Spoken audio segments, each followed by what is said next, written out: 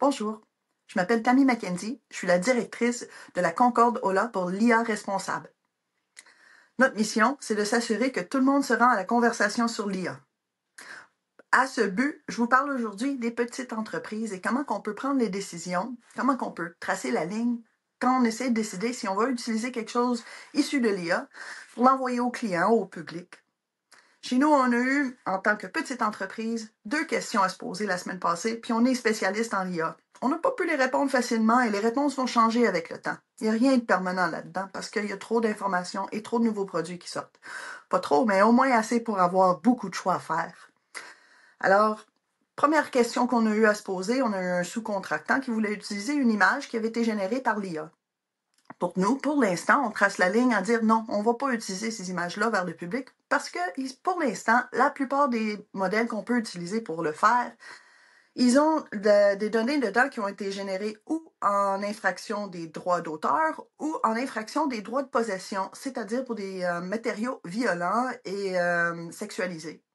Fait que, en attendant qu'on puisse avoir des générations d'images qui n'ont pas été faites sur des choses qui ont été et ou volées, c'est pas clair dans la cour, et ou violent, c'est assez clair, oui, cette partie-là.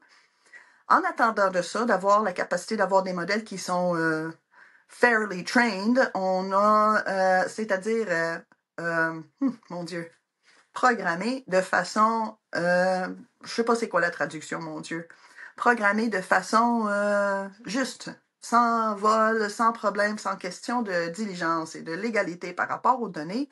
Nous, on n'y touche pas pour l'instant. Par contre, il y a une organisation qui s'appelle fairlytrained.org. Je vais mettre le nom dans la description.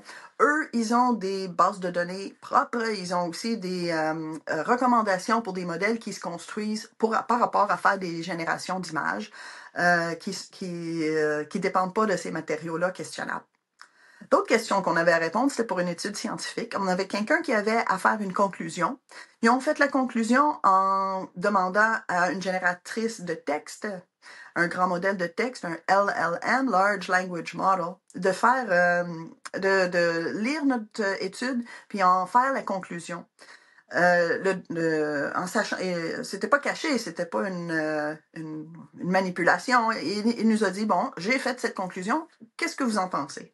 Ben, chez nous, on a déjà une politique sur comment utiliser, qu'est-ce qu'on n'utilise pas. C'est clair pour nous, on n'envoie jamais du texte généré par l'IA vers le public. Pour l'instant, pour plusieurs raisons, mais surtout parce que pour nous, c'est important de vous communiquer directement de qui on est et de nos connaissances. Même avec toutes les fautes et erreurs, pour l'instant, on le prend. C'est notre politique. Et donc, on savait déjà qu'on n'allait pas utiliser cette conclusion-là directement dans l'étude. Par contre, on a pu regarder les conclusions, la structure de l'argument, sortir, en faire une structure, corriger la structure ou ce qui n'était pas exact pour qu'est-ce qu'on voulait dire, et prendre cette structure-là pour inspirer le texte original qu'on a écrit finalement pour envoyer.